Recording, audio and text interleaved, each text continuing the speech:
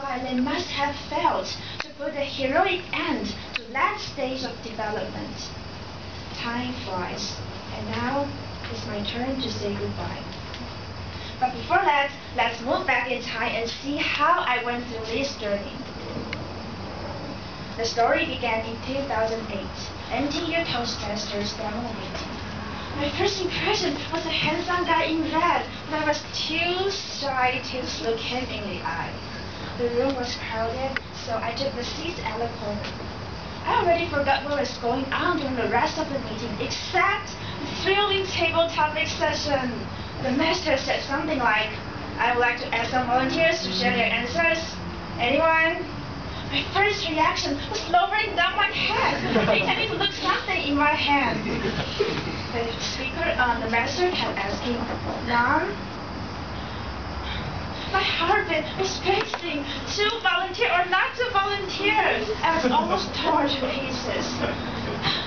Finally, thank God, someone picked to go to the stage. Fortunately, I sit in the corner, I thought.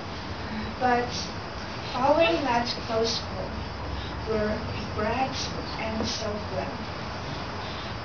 Why did I withdraw again? That was my first Toastmasters experience. A week later, I paid a membership fee, which ushered in my Toastmasters adventure. And for my debut, I deliberately chose some interesting aspects about me and wove them into a speech. I even designed a special beginning to make an impression. It was 5:20. The bell rang, and I rushed to the library, found a nice place, and prepared my speech again and again like a mad woman talking to herself. It's going to be a historical moment, I thought. That's why so frustrated I was when I forgot my lines and couldn't squeeze anything out of my head in front of the audience. So I took a leave, a quiet one, because I didn't have such a bonding with Toastmasters friends then. It was also a temporary one, because you see, I'm back. Learning a lot from being as an interpreter in the Olympics. In my C10 speech, I shared my first exciting interpreting experience. The most unforgettable experience in the Olympics was in the ring, where the wrestling contest took place. On the last day of the contest, a Taiwanese referee asked me to make an important announcement in English to all who were there, including international athletes, referees, volunteers, and audience. Basically, it was about a surprise appreciation ceremony for a senior deaf referee who would retire after the Olympics. Taken off guard, I was handed the microphone before I regained my consciousness. Unexpected situations like this sort of gave me the confidence to return to Toastmasters podium.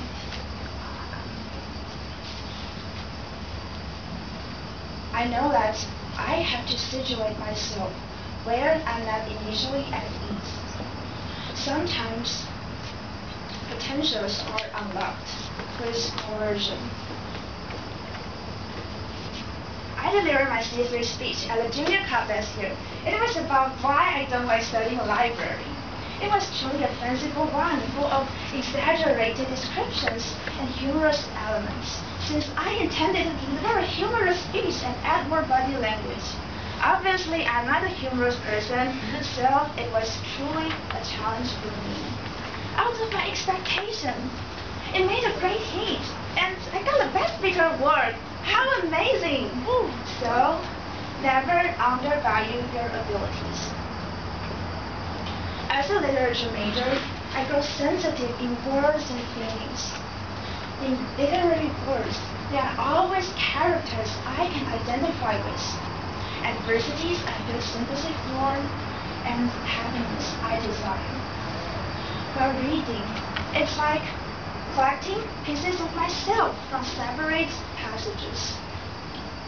My C4 title, Suffering in Two Shoes, was brought from a Greek tragedy, Agamemnon.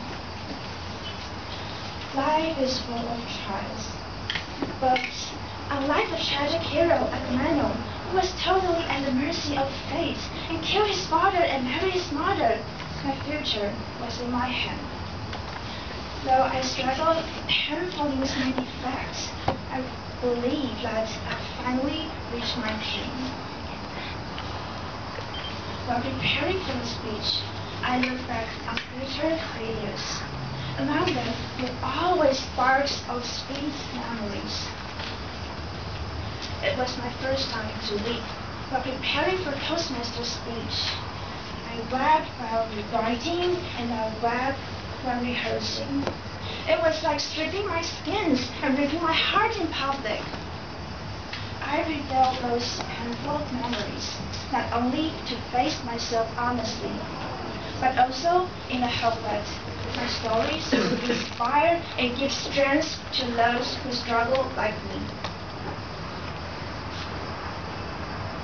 My C6 speech, my C5 speech, VPE, was meant to examine what I had learned as the Vice President of Education.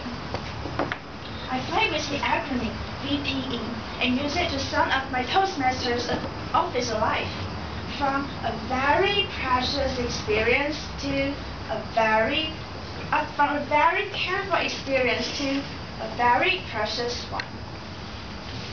Unfortunately, I had a serious cold that time. My fever made me dizzy and sleepy. What's worse, my voice was in a terrible condition due to sore throat. When I uttered the first few words, I was frightened by my rough voice. It was like Life of the Monsters. So I ended up making myself nervous and spoiling my speech. Once I felt like delivering my C5 again, but eventually chose to lay it down and move on to the next project.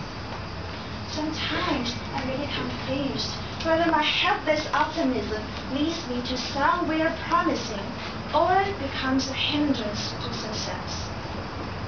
Do I keep rushing ahead and throwing away the past lessons? No. The fact is that my failures never leave me unmarked. They become part of me, and once in a while I will examine them, pondering on how to surpass them. And I prove it in my CA speech. Break out of your comfort zone. Yeah, break out of your comfort zone. I drew many examples of my taking challenges to make a breakthrough. Nothing compares the spiritually fulfilling self-realization I get from each daily move. Looking back on the activities I had joined, I came to the conclusion that everything we are doing now has its significance. Though sometimes we may doubt if we are wasting our time, but when the right moment comes, their value will manifest itself in splendor, like the stars hiding under a dark sky. Imagine, once the moment comes, they all sparkle and create a dazzling spectacle. At the end of my Toastmaster speech, I see a sky of twinkling stars, and I can proudly tell you that we created a masterpiece together. While standing on the Toastmaster podium, your sincere eyes and smiles give me strength and confidence. And the feedback you write from me is so encouraging, how I treasure them. But it's time to say goodbye. And this time, due to schedule conflicts, a comeback stands a slim chance. At the parting moments, I feel as reluctant as Cinderella when she hears the bell strikes 12. Another adventure is calling, and my C10 speech is like the glass slipper Cinderella leaves on the palace stairs. Hope you'll pick it up, remember my speech, and maybe think of me. Farewell, my dear Toastmasters, TME.